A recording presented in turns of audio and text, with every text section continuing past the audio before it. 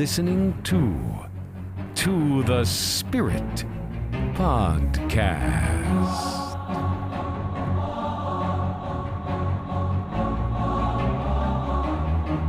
Hi, friends, and welcome to the Spirit.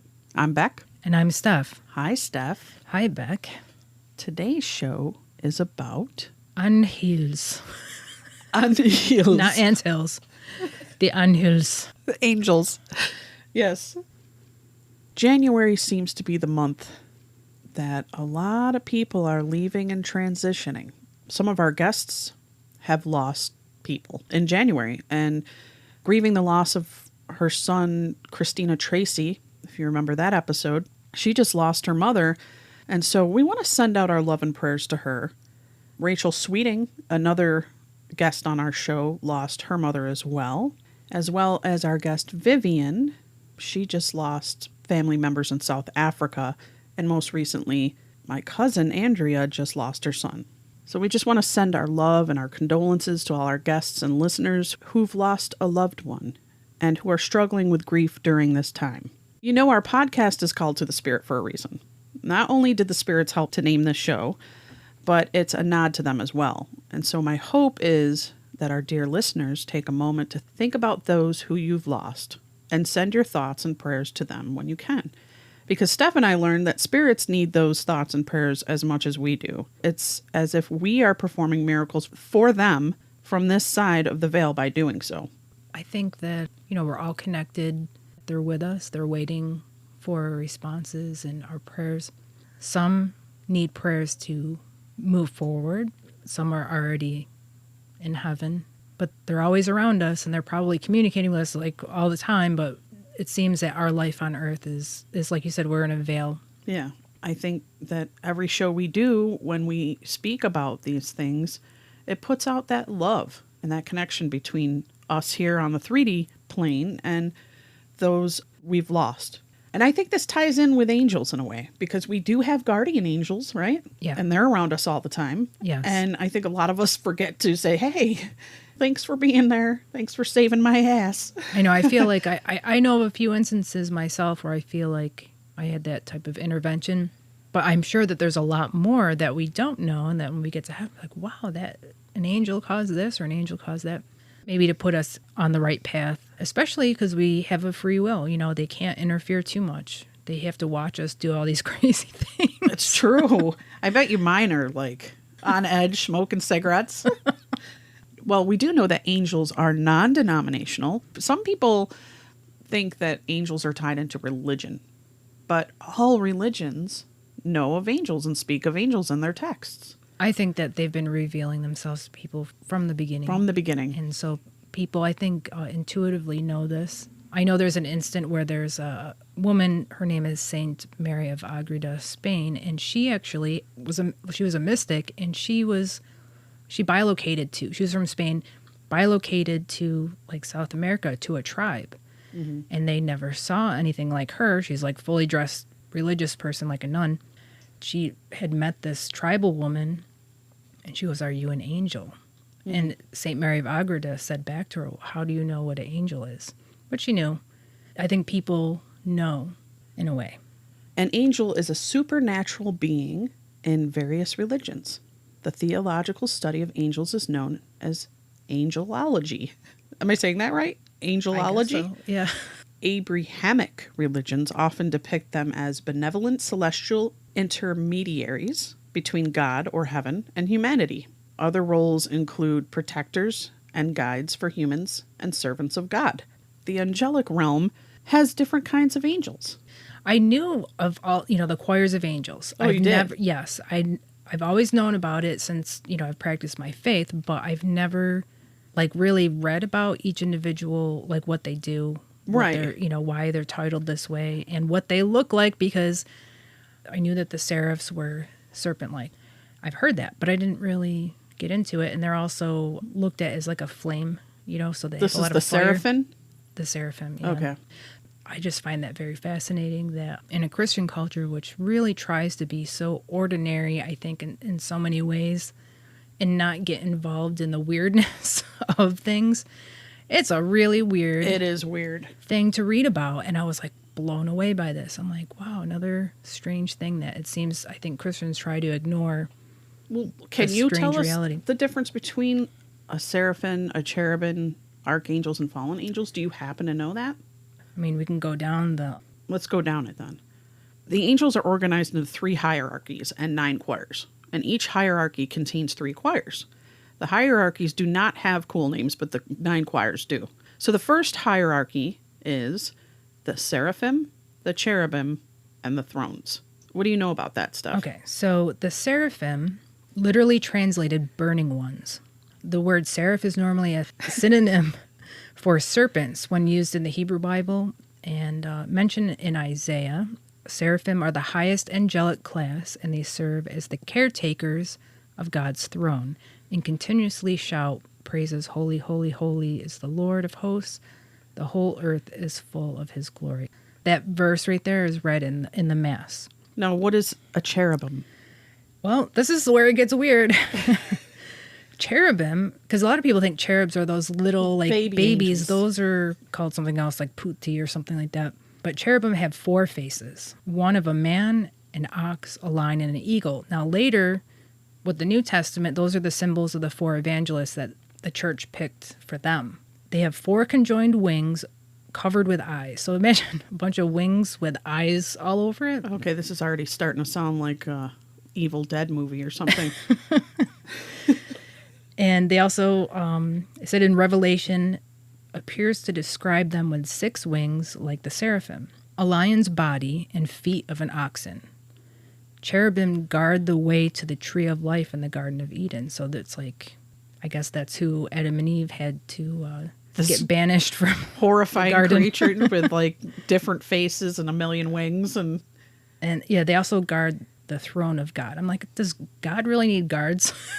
That's what I'm obviously, wondering. he's got his right His hand. entourage. I'm not trying to make fun of God, but I mean, I'm just trying to make light of it because it's just so hard to Well, it's like fathom all horrifying of this. because you think about walking up to God, right? Imagine it like you're in a castle. It's like Game of Thrones style. You're walking up. He's got these scary cherubims around him. I know, with 4 heads I'd and be like, 6 what wings and is eyes on their happening? wings. The cherubim are also mentioned in Genesis, Exodus, Chronicles. So they're mentioned all over the Bible, basically. And modern English usage has blurred the distinction between cherubim and putti. Putti are often wingless, sometimes winged, human, baby, toddler-like beings. Sounds like an Italian word. It does, like putti. Yeah. So the thrones, it's a Greek word called trono, I think. That's how you pronounce it. Or elders. They're called elders. Are a class of celestial beings mentioned by Paul the Apostle in Colossians.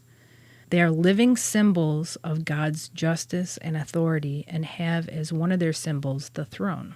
It's not unusual to find that the thrones are associated by some with the Ophanim or Erelim from the Jewish angelic hierarchy. The idea that they are separate or one and the same is debated. Galgalim refer to the wheels seen in Ezekiel's vision of the chariot in Ezekiel. One of the Dead Sea Scrolls construes them as angels. Late sections of the book of Enoch portray them as a class of celestial beings who never sleep. I didn't think angels slept anyways, Yeah, me neither. but they guard the throne of God. And the Ophanim, wheels from the vision of Daniel, are unusual looking compared with the other celestial beings. They are closely connected with the cherubim. When they moved, the others moved. When they stopped, the others stopped. And when they rose from the earth, the wheels rose along with them. For the spirit of the living creatures, the cherubim, were in the wheels. Which raises the question of if they are angels at all or controlled by the cherubim. So is it a vehicle of the cherubim is what it's saying. That is so creepy. It is Now I'm creepy. starting to And when I feel- read this, I'm like, oh my God, I've heard people reference the Ezekiel thing and they say aliens and I say, they don't know what they're talking about. And then I read it and I'm like, holy crap around Sounds like a sci-fi. Can we jump into the second hierarchy? Yeah. And I know nothing, so you're actually giving me and the audience, I'm sure some of them, do not know as well. So what is a dominion? Because that would be number 4 in the second hierarchy. Okay. It's translated from the Greek term Karyotes? I don't know. I'm sorry, I don't know Greek. Karyote. I can pronounce some Latin. But it means lordships. In fact, another thing in the Catholic Masses, we say Kyrie eleison, and it means Lord have mercy. So the word Lord is that Kyrio, lordships. Okay. Okay, so or it's called dominions, are presented as a hierarchy of celestial beings, lordships. In some English translations of the De Celesti hierarchiae, the dominations regulate the duties of lower angels. So they're like the bosses of the lower angels. Oh, nice. So they're the managers. Yeah, it is. Okay. It is only with extreme rarity that the angelic lords make themselves physically known to humans. The dominations are believed to look like divinely beautiful humans with a pair of feathered wings, much like the common representation of angels. But they may be distinguished from other groups by wielding orbs of light fastened to the heads of their scepters or on the pommel of their swords. So maybe they're the one, when we see orbs, Maybe that's the dominions. The dominions, which are like the CEOs. Yeah, of the company. They're looking down. You don't get to see them. You have to go through the assistant manager to the manager to the CEO. You know, one of the times in the Philippines when Emma was having she's got like 2 visions that she has every year. The Virgin Mary comes. A lot of the people in the crowd, I wish I was there when it happened, but I wasn't there, witnessed angels. A lot of them. And they said they were throwing balls of light and they were hitting the trees. Then the trees had all this coat of that glitter all over it. And that was a huge event. I mean, I wish I was there for that. I do too, because it sounds like a giant angel snowball fight in the sky. And everything that they hit turned to glitter. Yeah, they talk about it, I think, in the video that we made a documentary about Emma. It's out there on YouTube if anyone wants to watch it. Emma de Guzman. So who are the virtues, which is number 5 in the second hierarchy? Okay. These angels are those through which signs and miracles are made in the world. This is what I think we have to pray to for our healings. Okay. The term appears to be linked to the attribute might, from the Greek root dynamis. In Ephesians, which is also translated as virtue or power. There's a really good whiskey called Powers. All right, let's go into powers. That sounds interesting because that sounds like maybe we'd want to be a power. I don't know. I know. I have to hear the role first. The other word for the powers is the authorities. They are angels whose primary duty is to supervise the movements of the heavenly bodies. Oh, these are the ones that control the planets, the stars, to ensure that the cosmos remains in order. I find this one fascinating. Like, maybe there's a giant angel, like, spinning all the planets. Yeah. Being warrior angels, they also oppose evil spirits, especially those that make use of the matter in the universe. Matter? Matter. Not matter. I didn't want to say it like a Syracuse matter. Well, I mean, matter sounds a little weird. Matter as in, matters and scientific matter. I think you're saying matter. Yeah. Matter. And often cast evil spirits to places of detention. That's cool. Yeah, these angels are usually represented as soldiers wearing full armor and helmet, and also having defensive and offensive weapons such as shields and spears or chains, respectively. Okay, so you're saying offensive instead of offensive? I don't know how to say things. Let's get into the third hierarchy. Third sphere. And we're talking number 7, which is prince. Now remember, guys, these are angels that we're talking about, and this is a hierarchy. So principalities. Yep, or they're called rulers or princedoms. That's another word for it. They're the angels that guide and protect nations or groups of peoples and institutions such as the church. The principalities preside over the bands of angels and charge them with fulfilling the divine ministry. There are some who administer and some who assist. The principalities are shown wearing a crown and carrying a scepter. Their duty also is said to carry out the orders given to them by the upper sphere of angels and bequeath blessings to the material world. Their task is to oversee groups of people.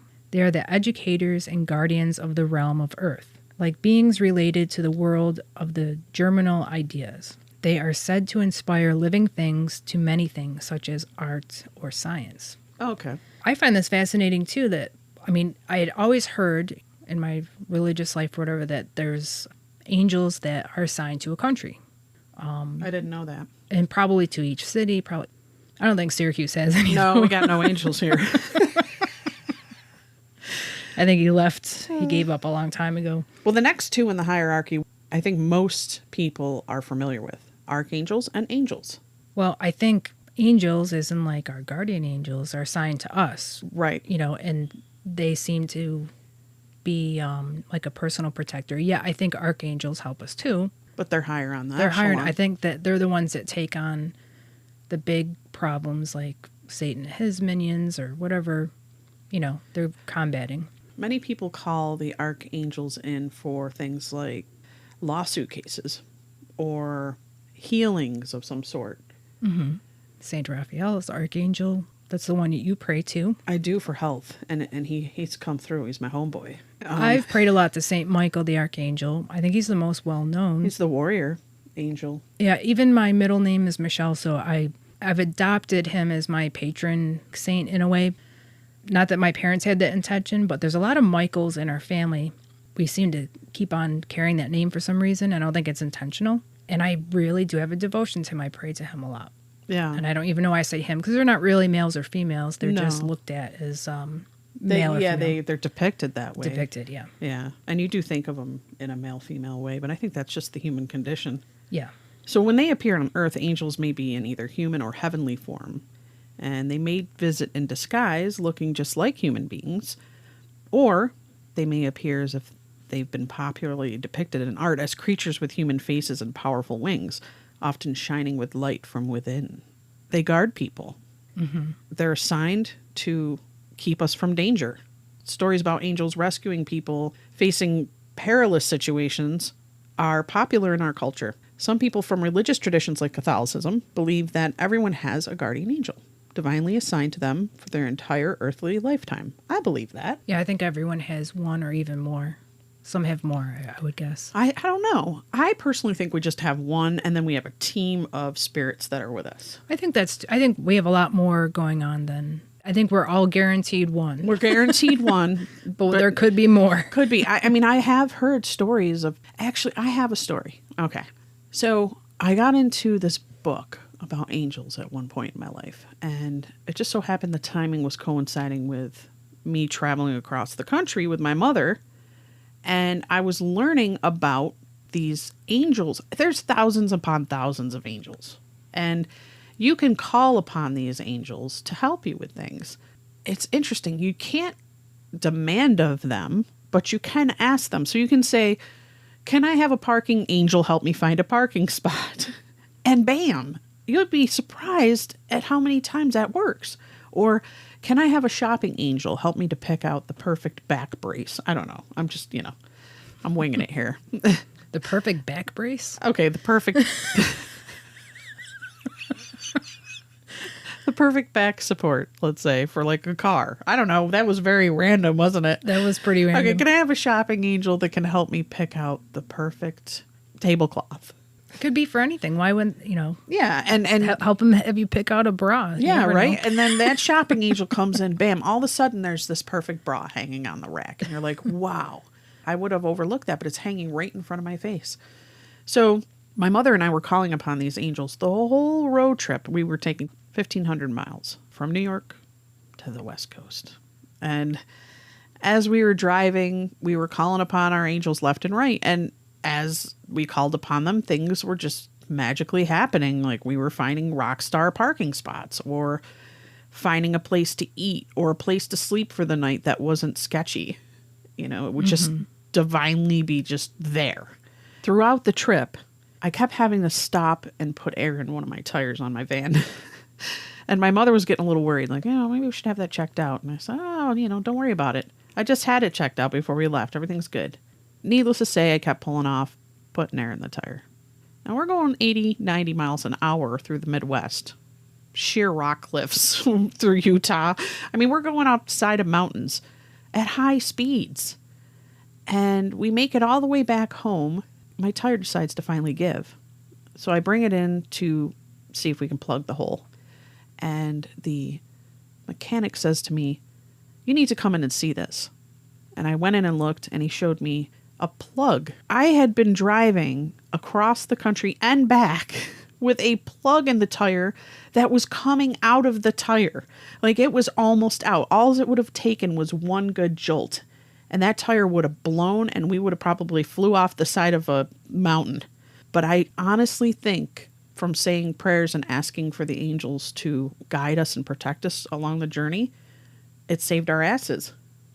And there were like cool things happening in between. Like it would be a blue sky, and all of a sudden this cloud would appear, and in a perfect shape of a whale. You know, just strange but wonderful things. And that's my angel story. What about you, Steph? That's very amazing.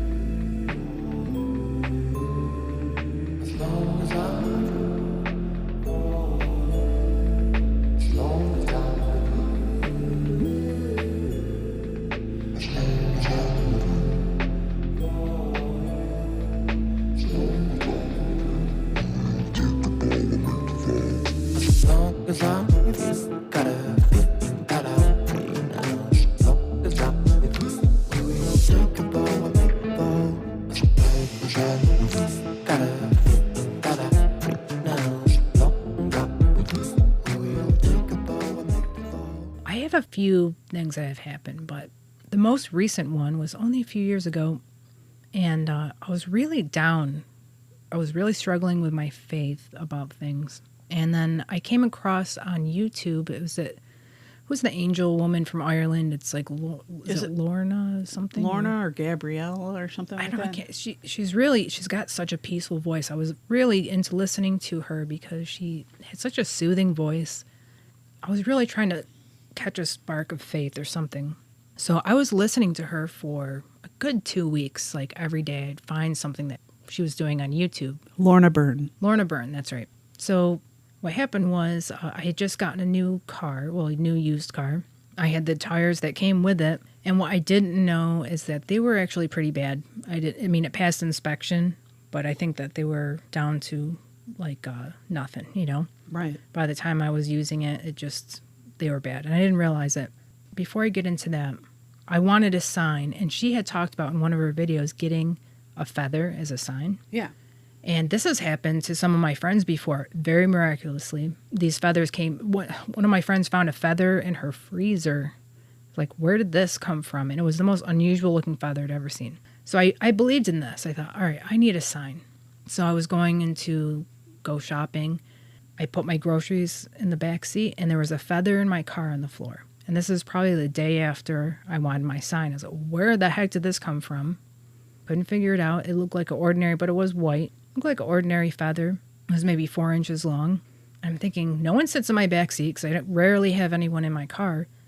Like, how did this get back there? And so I looked at it as an answer, to my prayer. But then, like the next day, or it was sometime that week, with the ball tires on my car, I was coming back from one of the karate classes I was doing. So it was about 9:30 at night. It was previously raining earlier, so the roads were damp, but it wasn't like it was bad. There's all this construction going on, 690. So what happened while I was driving is that there was kind of like an illusion from all the wetness on the ground and all of the cars that were building up ahead. It looked like they were farther away than they were to me with all the red like brake lights on. Yeah. And all of a sudden it was upon me. I was going the speed limit. Oh, man. It was right there, and there was all this construction to my right. And you had ball tires. And I had ball tires. So when I pressed the brake, I started sliding. I could see myself. I was going right into the car in front of me. And so I turned my wheel, and miraculously, it moved. I thought I was just going to skid right into, slide right into those cars. I ended up in the construction zone on, gravelly, all the stuff was torn up, so it was, really rough road. And luckily, there was no one working at the time. It was just coned off. Wow. And it felt like I was doing stunt driving. It was crazy. And then after I was able to stabilize the car, I got back on the highway, and I was so shaken, I cannot tell you. That shook me up a lot because I knew how close I was to crashing, and it didn't happen. and I just gotten that feather, and I was going, to me it all seemed like that was my angel. Yeah. I can't really Prove or disprove it. Prove or disprove, but It's something you know in your heart. and I was praying a lot to my angels during that time too. And to this day, every day I pray to my angels, especially when I do any type of driving. So that's my story. I have another one from my dad, which I think is kind of funny.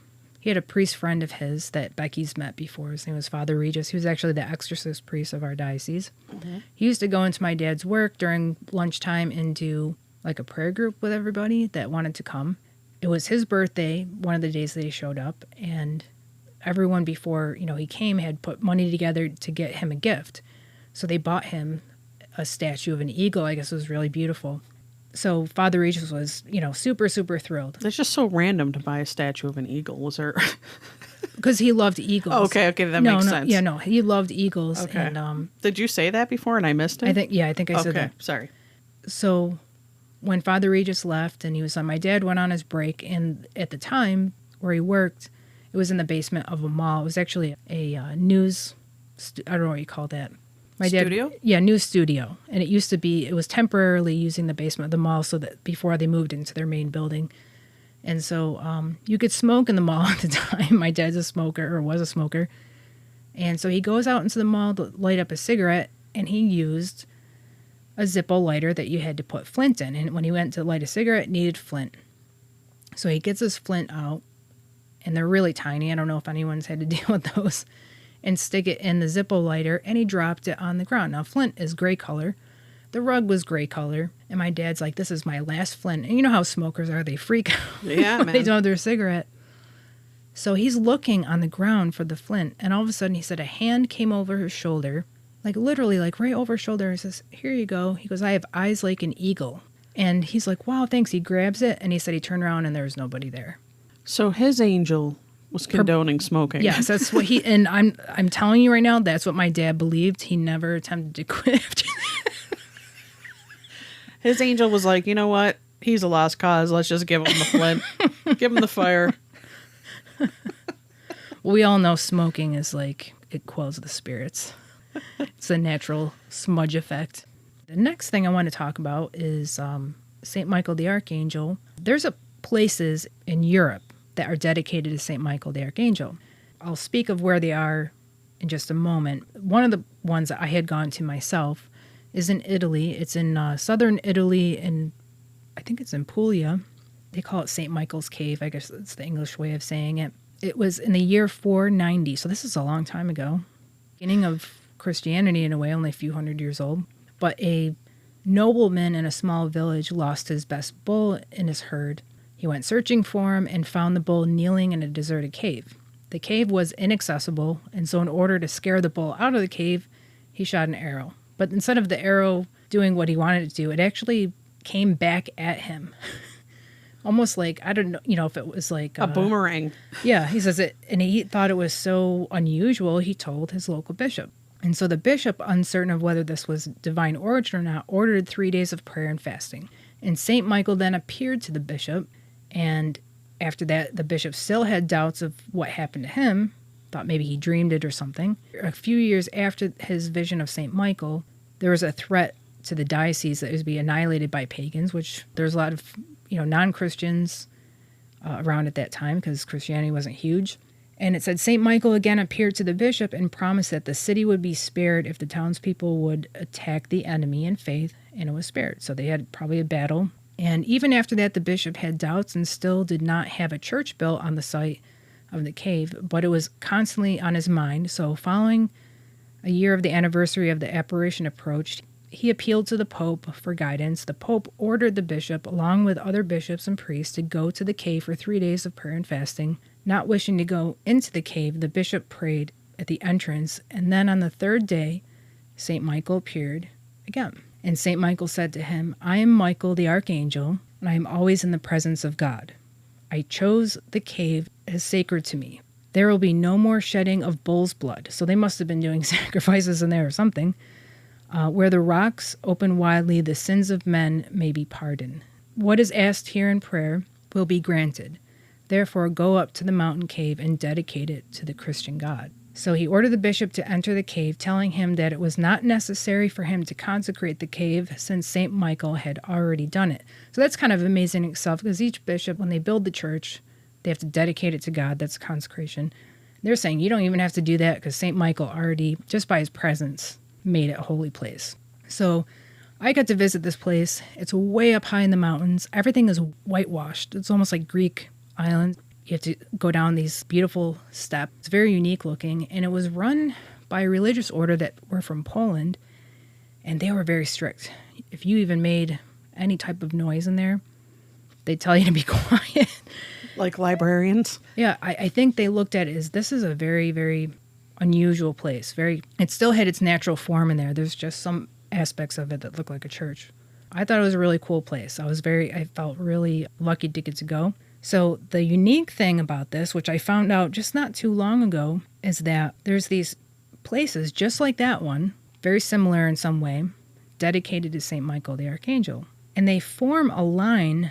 It forms from Ireland. There's Skellig Michael in Ireland, St. Michael's Mount in England, Mont Saint-Michel in France, Sacro di San Michele in Italy, Sanctuary of Monte Sant'Angelo, Italy, another one, and Panormites Monastery in Simi, Greece, Stella Maris Monastery, Mount Carmel, Israel. So it goes all the way to Israel. Was this done on purpose? I don't think so, but I'm going to show you an image. It's called St. Michael's sword because it's almost like if someone took their sword and swiped. They're all lined up like that. You see that? Interesting, yeah. So when you look at the map of it, it's a straight line from the United Kingdom all the way to Israel. So I don't think they could have planned it that way. These are all done at different times. And I don't know. I mean, there's a lot of, they're Masons or whatever they are. They have those like secrets that they keep building those buildings. You know, it could have been. Yeah, I'm not sure if it was done on purpose. Or if it was just a strange... I think it's just a weird phenomenon. People have called it St. Michael's sword because it looks like someone cut a straight line, with a sword. And they're all dedicated to him. They all form this straight line. They're like perfectly lined up. So I think that's kind of neat, though, that exists. What do you think about angels in space? Angels in space? A lot of people think that UFOs and angels are connected. There's sightings. It's so hard. Like, I don't know what aliens are or aren't. I mean, I've never really had a true alien experience. I know a lot of Christians want to claim that the fallen angels are what these alien experiences are. I know that some people have positive experiences with their alien experiences. Well, they say that angels and heavenly figures encountered in the Bible might have actually been extraterrestrials. Yeah, I mean, they could be one and the same. I mean, I can't definitively... You think about when we were talking about the weird... wheels. Yeah, all that stuff. It does. It sounds like it. I have a story about this. Okay.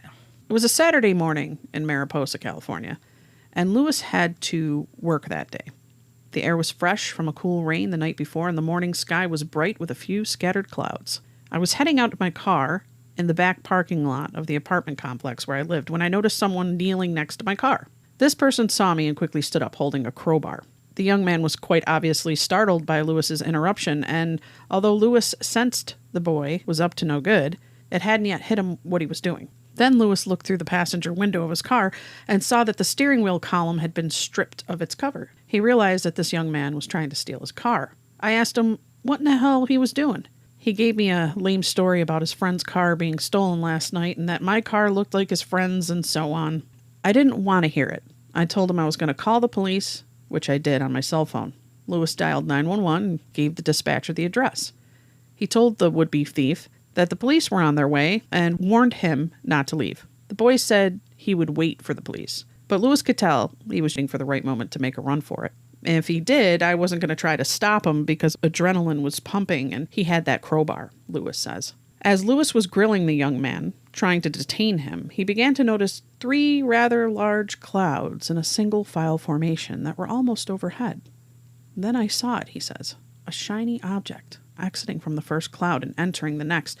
And then coming out of that one was a shiny, brightly polished chrome, and it was moving at a good speed. I couldn't make out the shape. By this time, Lewis was so distracted by the UFO that the punk saw his chance and took off. And that's when the object entered the last cloud. From there, It was nothing but open sky. When it emerged, my life changed, Lewis says. There, against the richness of the blue sky, was a silvery shape that seemed to have arms and legs. It was so beautiful to look at. At the same time, it had the appearance of metal. It looked like some kind of ship with a strange design. The best way I could describe it looked as silverware in the design of the stickman children draw. It was huge, moving fast, and made no noise. As it sailed overhead, some of the limbs would move up and down, giving the impression of being alive, a living entity.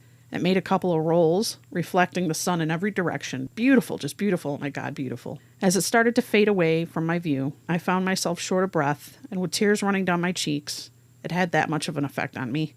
I began thinking, maybe that's what an angel looks like. Maybe not. I've never heard of anything like that, have you? No. I'd like to know what happened to that guy that took off. Yeah, I know. I was waiting for like the story to go, oh, and then the UFO angel came down and swooped and grabbed him and lifted him up in a beam of light. So one thing that I discovered years ago, I found a book in the library of the convent I was in, and it was called The Little. Why are you saying I don't words know. so weird today? Little. The little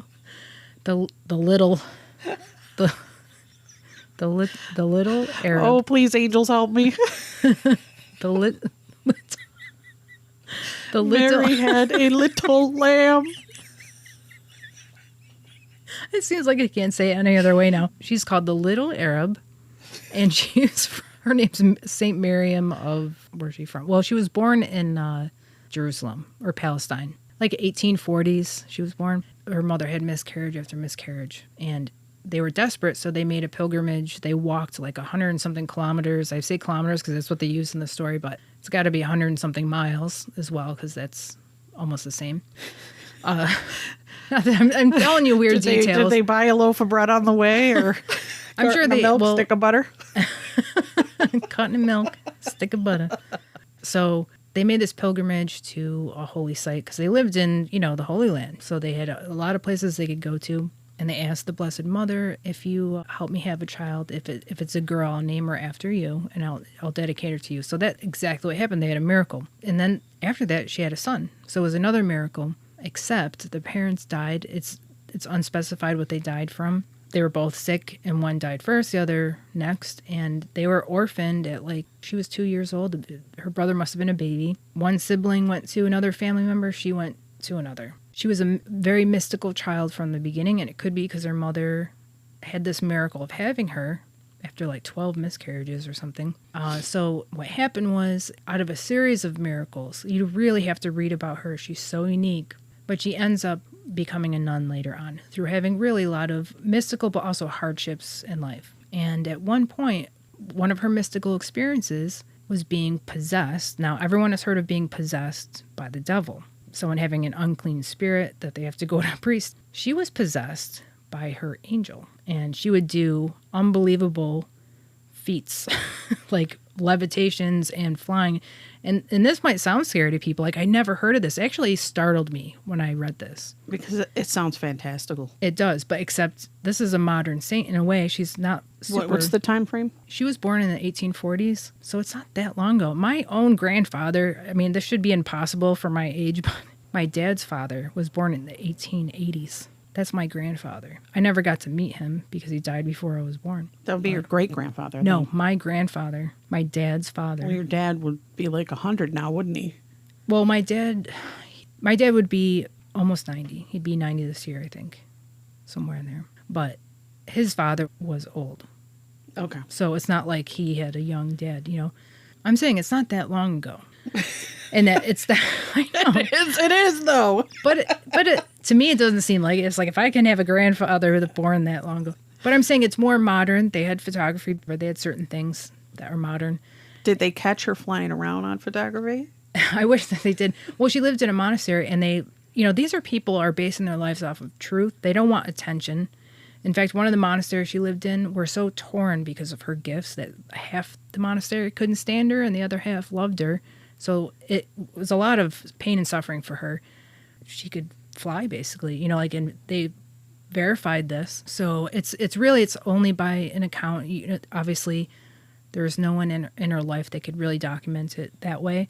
I wish there was. You know, it sucks. It just sucks because now people could whip out their cell phones and be like, this chick is flying around.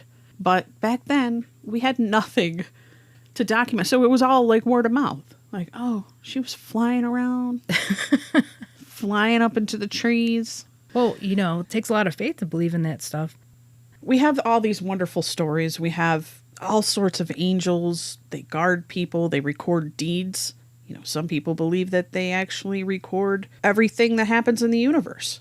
And then we have the rankings. We have the horrifying angels in the Bible. We've got the possibility that they could be extraterrestrial, or at least depicted as people thinking they're extraterrestrial. Mm-hmm. I think we covered it all. I think so. It's an unusual subject.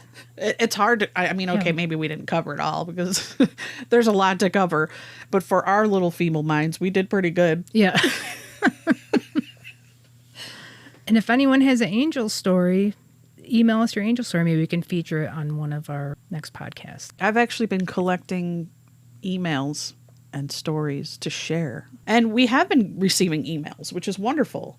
If you happen to know somebody that you think should be on the show, or if you think you should be on the show, shoot us an email. It is tothespiritpod@gmail.com. If you could continue to support us, we'd appreciate that.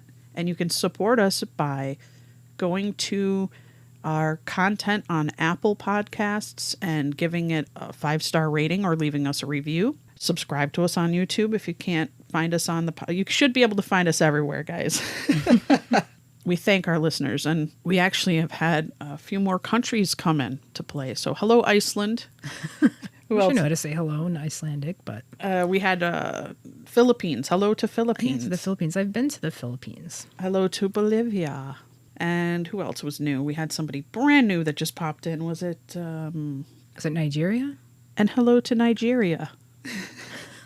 That makes 19 countries we're up to, Steph. That's really cool. That's really cool. It's very humbling, too, because I never would think anyone would listen to me at all. You know, maybe listen to Becky. Oh, no. No, it takes two to make a thing go right. It takes two to make it out of sight. So thank you to our listeners, and thanks for your support. And until next time, I'm Beck. And this is Steph. Angels are always among us. To the Spirit Podcast. Supernatural Science. Aliens. I'm ghost. Psychic. Mystic. Spirits. Divine Source. Heaven. The dead. It's magic.